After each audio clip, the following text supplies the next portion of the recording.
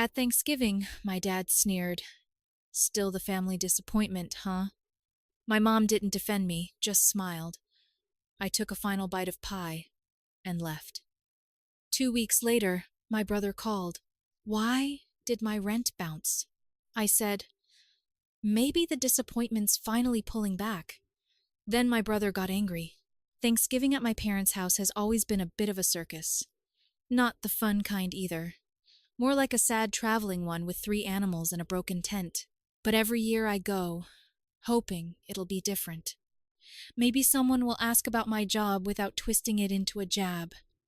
Maybe someone will remember that I actually exist outside of family group texts and emergencies. I guess I still held out some pathetic little hope. The day started off deceptively normal. The house smelled like burnt rolls and too much cinnamon. My mom had already opened the wine, which meant she was about 2 glasses in and coasting on autopilot. My dad was in the living room watching the game and yelling at the TV like the quarterback could hear him. Josh and Rachel arrived late, as usual. They came through the door with a store-bought pie, and Levi on Josh's shoulders like they were some quirky young family in a holiday commercial. My mom made this huge deal about the pie. Even though she had specifically asked me to bring dessert, she barely glanced at the box. I handed her cheesecake from a bakery that people wait in line for. It just sat on the counter untouched, while everyone raved about Josh's dried-out pumpkin thing like it was some sacred offering. Josh had always been the golden boy. Failed 2 majors in college, dropped out, got a job at some logistics warehouse through a friend of my dad's, married a woman who treats everyone like they're standing in her sunbeam, and somehow still ended up the success story. I, on the other hand, make over 6 figures working remotely in a job I actually enjoy, travel a few times a year, have no debt, and apparently I'm the one they whisper about. Dinner was typical, tense in the way that only family dinners can be, where everyone acts polite, but the air is packed with unspoken things. I mostly listened. They asked nothing about my life, even though I'd just gotten back from Spain the week before. At one point, I mentioned it casually, and Rachel tilted her head like I'd said I joined a cult. Must be nice, she said, just traveling all the time, not worrying about anyone but yourself. Josh laughed, and that was enough to derail the rest of the meal. The food wasn't even good. Turkey dry, stuffing bland, gravy lumpy. But I ate anyway because I knew if I didn't, they'd say I was being dramatic. I sat through it right until dessert, my cheesecake still unopened. Everyone going in on the store-bought pie like it was gourmet. Then came the moment. I had just taken a final bite, just savoring it quietly, when my dad, without warning, looked at me and said, "Still the family disappointment, huh?" He didn't say it with any heat. No punch, just flat, like he was stating a fact. My fork stopped halfway down. I looked around the table. No one flinched. My mom smiling. That weird smile she puts on when she doesn't want to admit something's wrong. Rachel was pretending Levi had said something funny, even though he was just chewing. Josh was already onto his second slice like the comment hadn't happened. I didn't say anything. Just stood up, grabbed my jacket off the back of the chair, and walked out. I didn't even slam the door. Didn't need to. The silence behind me said enough. No one followed me. No one called out. I got in my car and drove back to my apartment, where I finally opened the cheesecake and had a proper dessert. That night, I didn't sleep much. Not because I was angry, that part passed fast, but because I realized something I should have seen years ago. They didn't respect me. Not even a little. I was useful, sure. I helped Josh get the apartment he lived in. I kept my distance when they needed space. I never asked for help or brought drama, but they didn't care. And that night, I decided I was done playing the role they'd written for me. 2 weeks later, the phone rang. "Josh, first time since Thanksgiving. Why did my rent bounce?" I let the silence hang for a second before answering. Maybe the disappointment's finally pulling back. He didn't laugh, didn't say anything at first. Then his voice got louder. "You serious right now?" "Dead serious." Then he got angry, like really angry. He didn't even try to hide the anger in his voice. The second I said the words, Maybe the disappointment's finally pulling back. There was this pause, just a few seconds of silence that told me he got it. Then he lost it. What the hell does that mean? I didn't answer right away. I think I just let the quiet hang there on purpose. He kept going, his voice getting sharper. Accused me of being cold, arrogant, selfish, said I'd changed like that was a bad thing. I let him go off for a while. He talked about Levi, about how Rachel's hours got cut, about how the bills were piling up. And then he threw the word family at me like a knife. We're family, Nate. You don't do this to family. That's when I told him. Starting next month, rent's going up to $1,500. Silence again. Then a small, sarcastic laugh from his end. You serious? Dead serious. I reminded him that the place was fully renovated. In this city, $1,500 is still below market for a 2-bedroom in that building. I'd just been giving him a break for way too long. A break? You call that a break? You've been paying $500 a month for 4 years, Josh. That's not a break, that's practically a gift. You couldn't get a shared basement room for that in this zip code. He said I was screwing over a family with a kid. Said he thought I had a heart. Then he hung up. A few hours later, Rachel texted me. A wall of messages, all emotional, full of guilt-tripping stuff like, Levi doesn't deserve this. I thought you loved your nephew. We'll end up homeless if you keep pushing. Then she added something at the end that stuck with me. You wouldn't be making this change if we were your family. That was the moment I stopped second-guessing anything. I didn't reply. I didn't call back. I didn't feel the need to explain anymore. For years, I'd done the nice thing. I'd given them the apartment, even though I originally wanted to rent it out properly. They begged me not to go public with it, said it had to be just until they got on their feet. That was 4 years ago. 3 days later, Josh showed up at my door. No warning, no heads up, just pounding like he owned the building.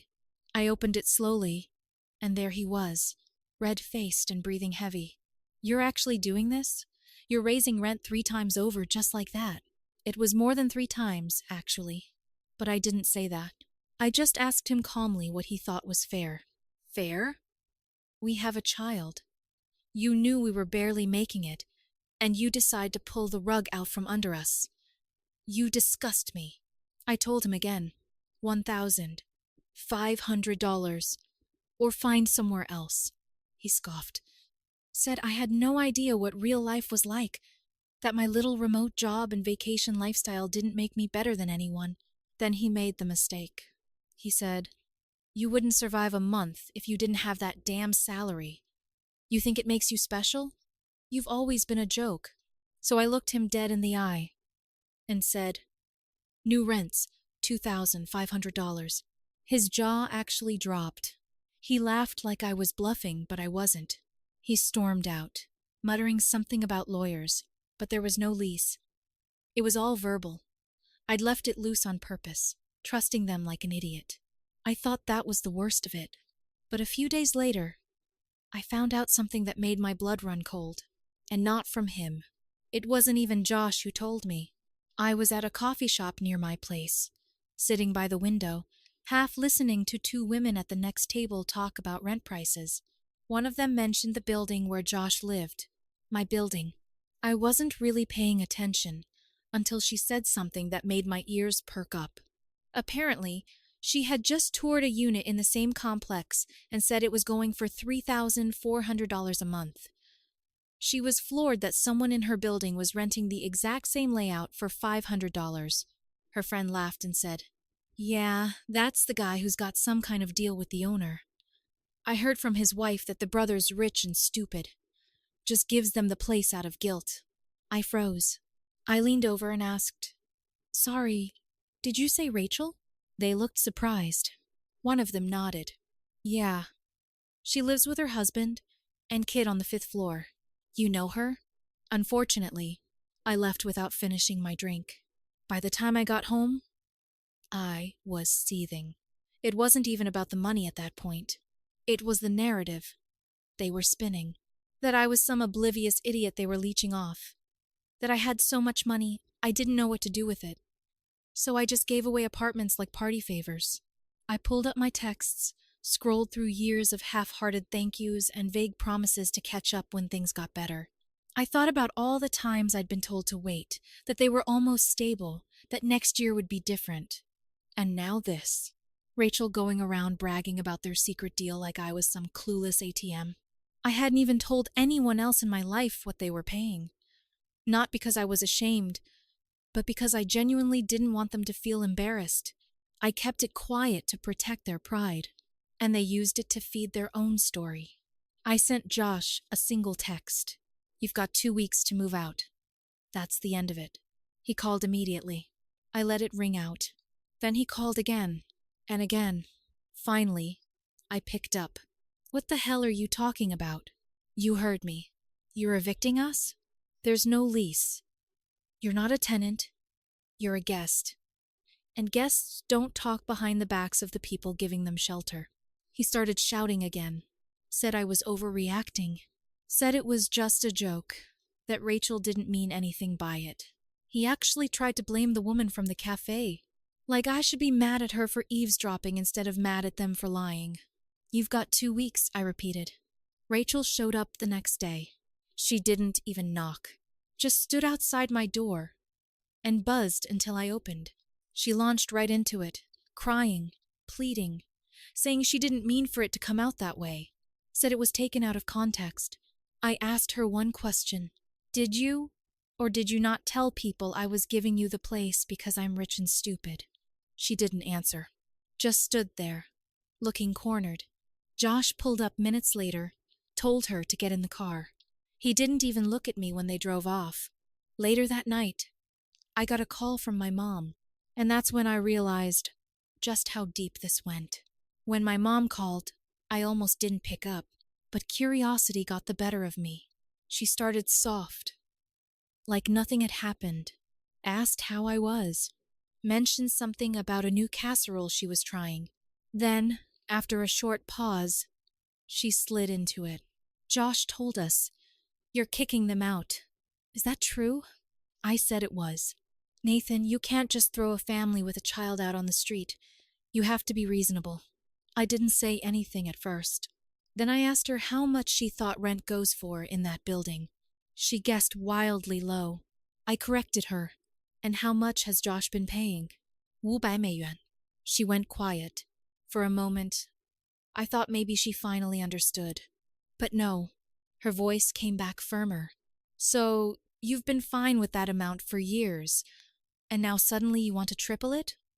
Why now?" I told her the truth, that I overheard Rachel talking about me like I was an idiot, that they'd been leeching off me while bragging behind my back, that I'd let it slide for too long, and now I was done. She didn't take it well. "That's family talk, Nathan. We all say things we don't mean. You can't let one slip-up ruin everything." "It wasn't one slip-up," I said. She tried to guilt-trip me for another 5 minutes, told me I was being vindictive, told me Josh had been going through a lot, that Rachel's just emotional. Then she said something that made my stomach turn. "Your father and I think it might be best if you reconsider. Maybe let them stay at least until spring." I asked her why she was involving Dad in this, and she told me something I didn't expect. "He co-signed the original loan for that apartment, didn't he?" I felt my heart stop for a second. "No, he didn't. I paid the down payment myself. I got the mortgage myself. I signed every paper. I told them about it the day I closed." "Are you serious right now?" She hesitated.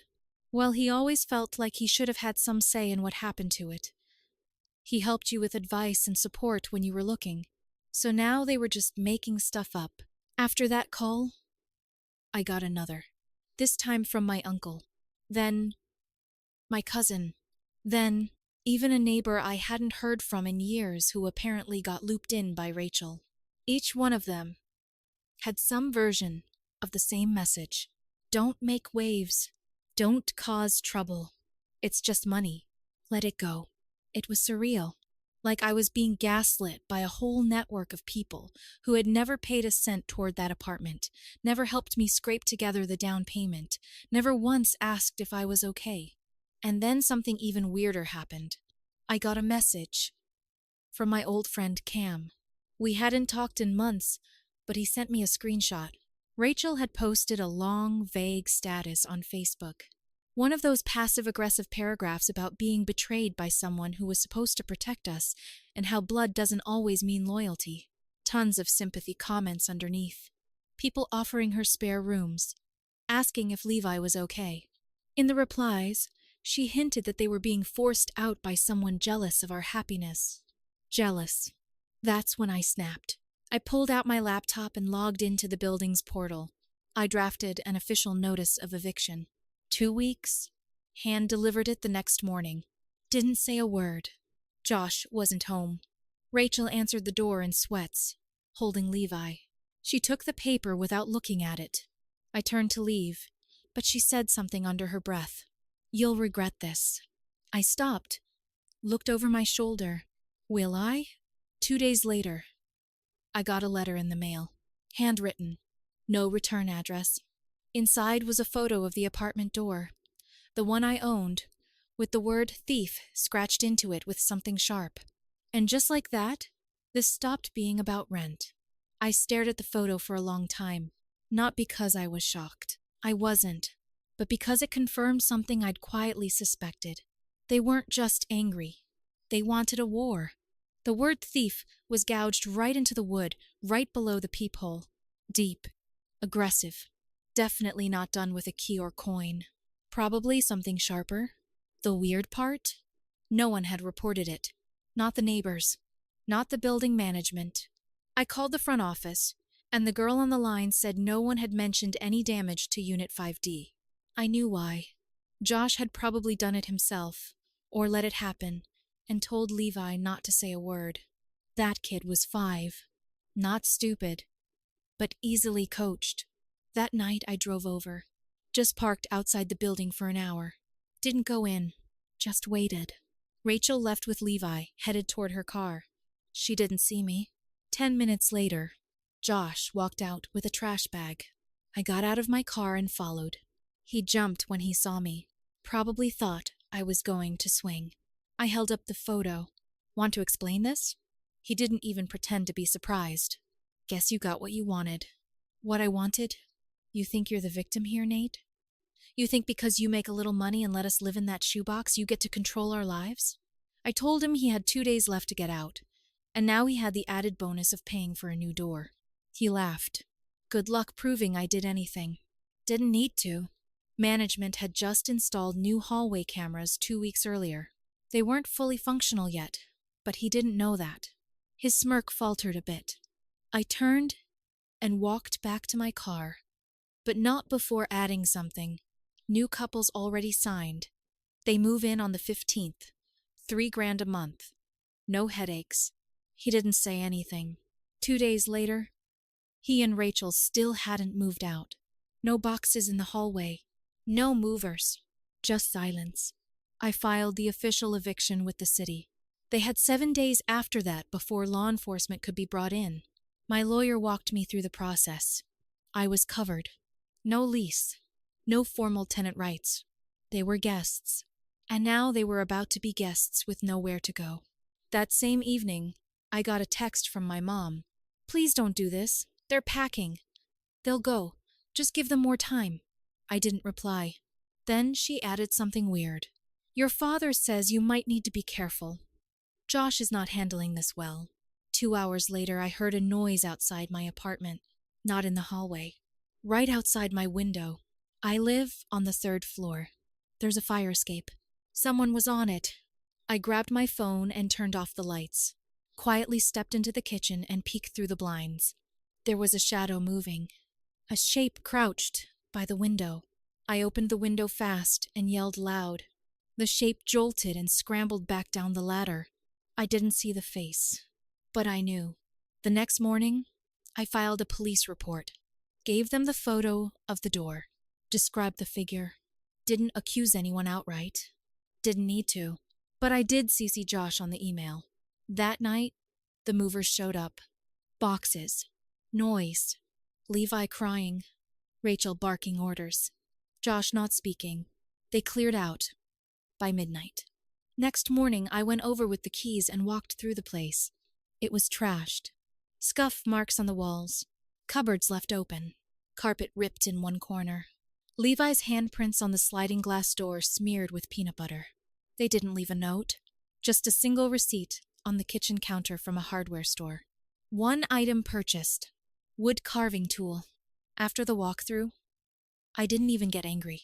Just stood there for a few minutes staring at the wreckage. There was something almost poetic about it. The way they left it all behind, like a child smashing a toy they didn't want anyone else to have. The receipt was still on the counter, tucked under the switch for the kitchen light. One item. Wood carving tool. Paid in cash.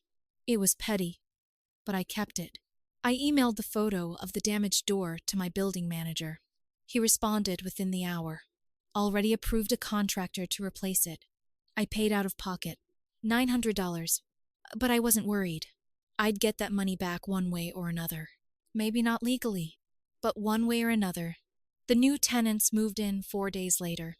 A couple from out of state. Young. Polite. Enthusiastic.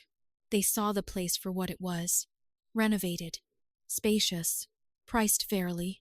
They signed for $3,000 without blinking. First and last month's rent wired before I handed over the keys. I gave them a bottle of wine as a welcome gift. They texted a thank you photo with a smiling selfie by the window Josh had once taped a blanket over. The place felt clean again. Not just physically. The air. The walls. The space. Like the weight had been lifted off the whole building. I figured it was over, but it wasn't. The calls started again. First from my dad this time. Not my mom. You went too far, he said. He didn't mention the fire escape. Didn't ask about the door. Didn't apologize for pretending he had any stake in the place. Just said I should have let them stay until Levi finished the school year. Then came the texts. Not from family, but from people I hadn't talked to in years. A guy I worked with in college. Someone I knew from church growing up. Even a girl I'd gone on 2 dates with 5 years ago. All saying the same kind of thing. That I was cold, heartless, selfish. Rachel had been busy. Turns out she'd written a long post online. Not just Facebook this time. Reddit, Instagram, a few local forums. Tagged it all with phrases like family betrayal, unjust eviction, and greedy landlord brother. Left out the rent amount. Left out the fact that there was never a lease. Left out the part where her husband possibly climbed a fire escape to threaten me in my sleep. But she posted Levi's picture. Said he cried every night. Said he asked why Uncle Nathan didn't love them anymore. It almost worked. For a second, it almost got to me. But then I remembered what I'd overheard in that cafe. Rich and stupid. Jealous of our happiness. Thief. No, I didn't owe them anything. A few days after the new tenants moved in, I ran into Rachel at the grocery store. She was pushing a cart full of frozen meals and holding Levi's hand. He waved at me. I waved back. She didn't say a word. Just stared at me like I was some stranger who'd keyed her car in a parking lot. Then she said quietly, "You sleep okay now?" I smiled. Better than ever. They're living with my parents now. Word is they're trying to save for a new place. But Rachel's still only working part-time. And Josh? He started some kind of side hustle flipping sneakers. It's not going well. I haven't spoken to them since. I won't. But every month I get that $3,000 like clockwork. Direct deposit. Clean. No guilt. No drama. And every time I log in and see it there, I think to myself, still the family disappointment, huh? It's strange how quiet things get once the noise is gone. 6 months without a single text from Josh or Rachel. No late-night phone calls. No snide comments. No passive-aggressive Facebook posts with captions like, "Some people only love you when you're useful." That one stayed up for 2 months before she finally took it down. The new tenants are doing great. They're this young couple from Colorado who moved out here for work. Super polite.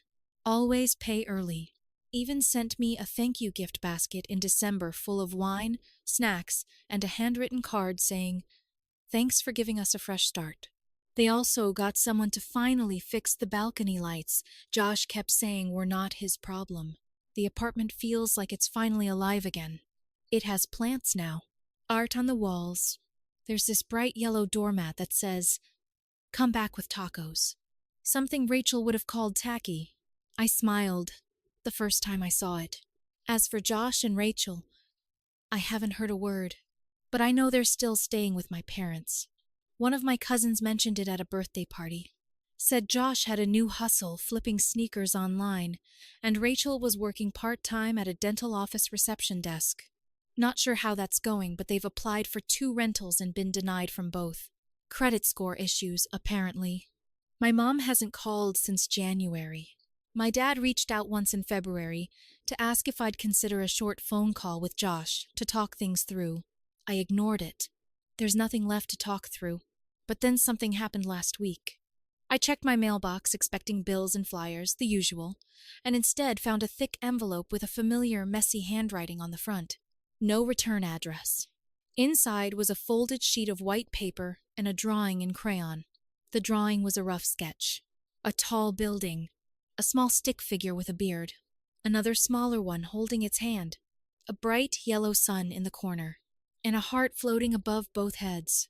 At the top, written in giant, uneven letters, "Uncle Nate, no letter, no explanation." Just that. It was from Levi. No question. I stood there holding it for a long time. It caught me off guard more than anything else had. It didn't ask me for anything. Didn't try to guilt me. It was just a picture from a kid who remembered I existed.